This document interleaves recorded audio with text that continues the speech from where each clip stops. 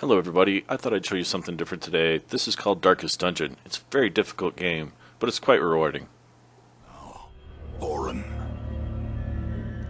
That was the narrator. He continues to tell you things throughout the game. I'm looking at the map right now. This is how you move through the dungeon. On the top of the screen you can see the amount of light. As it gets darker it gets more difficult.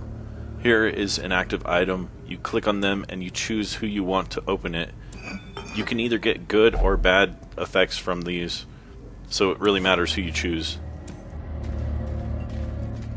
That's a stress indicator. As you go through the dungeon, your stress builds. If you get overstressed, you can have a mental break. Here I'm showing the effects of having the amount of light I have. The light. The promise of safety. So I light a torch to increase my light. The mission I'm on requires you to explore 90% of the rooms, so I'm going to pretty much go to every room I can.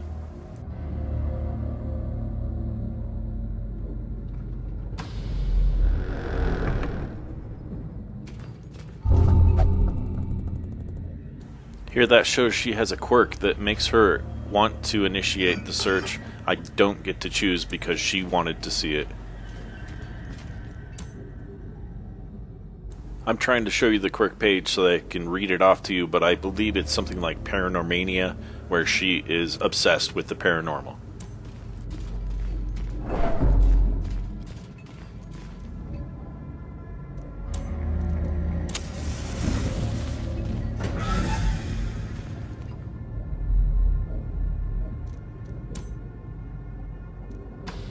Nothing in that room, so unfortunately we have to backtrack a little bit, which increases the stress. You can see the dungeon is dynamic. This trap was not here earlier. And she succeeds, which makes her feel better about herself and reduces her stress.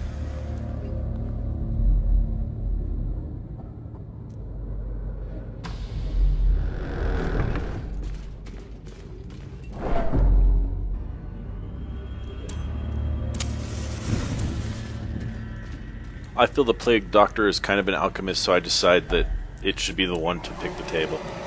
It failed and got the negative response, but it was able to resist the effect.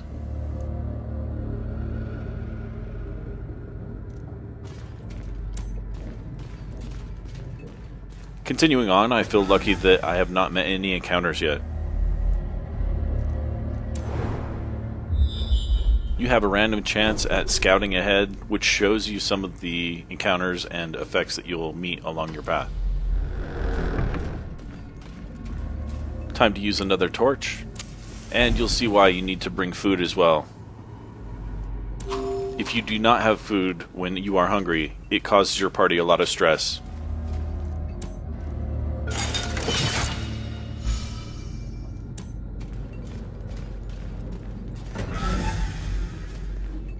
Staying on that same topic, I tend to bring a full stack of food and a full stack of torches on short missions, and a stack and a half of each on medium missions.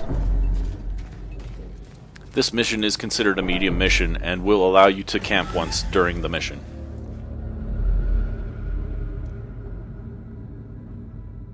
The red cross swords on the map indicates a fight is coming up, so I'm hesitant as I move forward.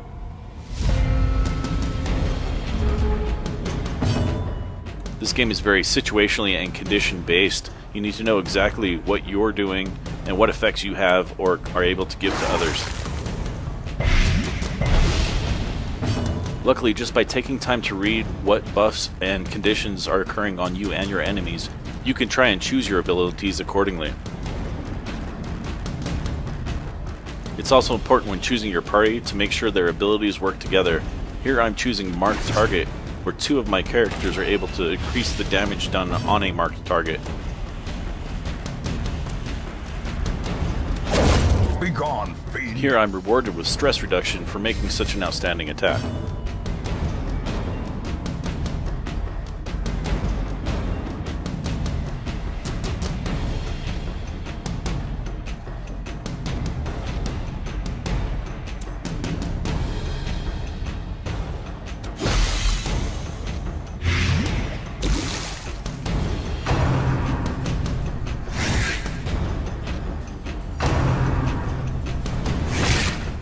I receive stress here, but this character has the ability to heal himself and reduce his amount of stress.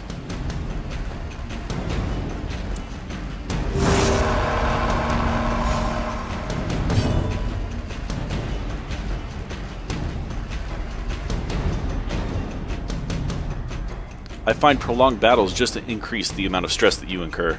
So here I'm trying to choose the skills that will end this conflict the quickest. Back to the pit. I know that the remaining enemy only has enough hit points to survive one more round. The poison will take care of them if they get a turn, so I'm not too worried about buffing myself right now.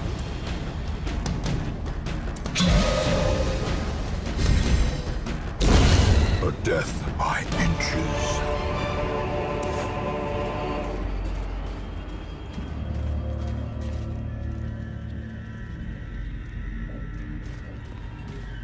The amount of light that you have does affect the ability to succeed on these interactable objects.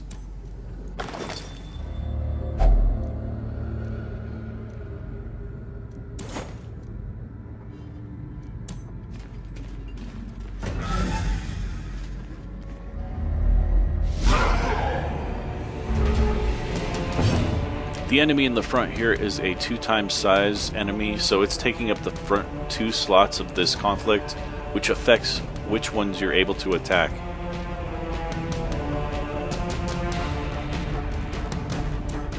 This ability only affects the middle 2 spaces, but since I have a 2x larger enemy, he is attacked as well. Now I choose an attack that affects the back 2 spaces. The debuff affecting them reduces their resistance to blight, which is a type of damage over time or poison.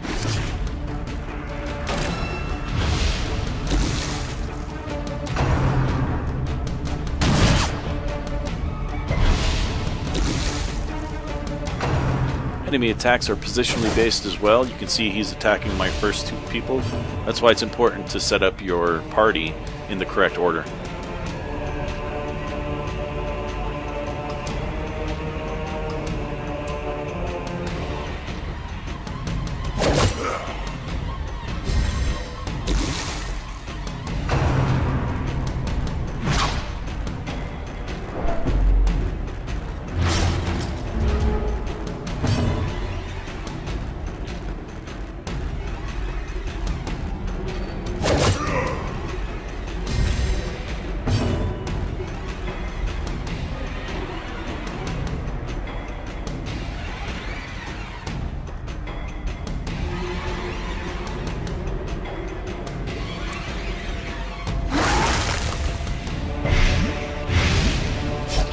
It's important to keep in mind your enemy's hit points and the amount of damage over time they're going to take each round.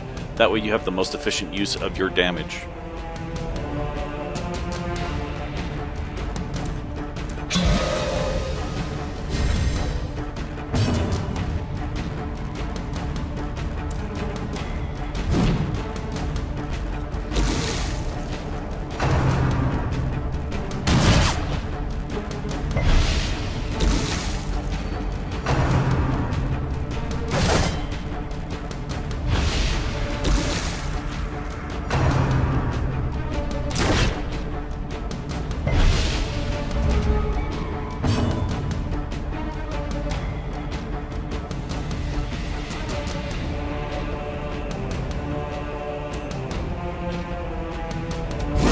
Prodigious size alone does not dissuade the sharpened blade.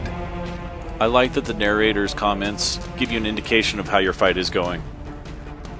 The enemy in the front has left a corpse, so he is occupying the first 2 spaces. Their formation is broken. Maintain the offensive. Here I wipe this one completely out with a critical hit, which gives me more stress reduction.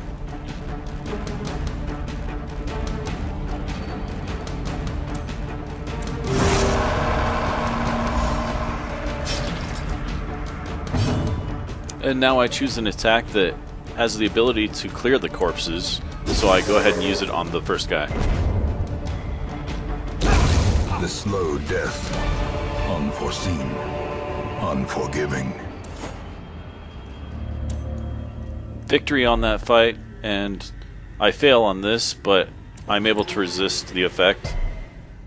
I believe this is a good point to stop. You'll see another episode coming soon. Thank you for watching.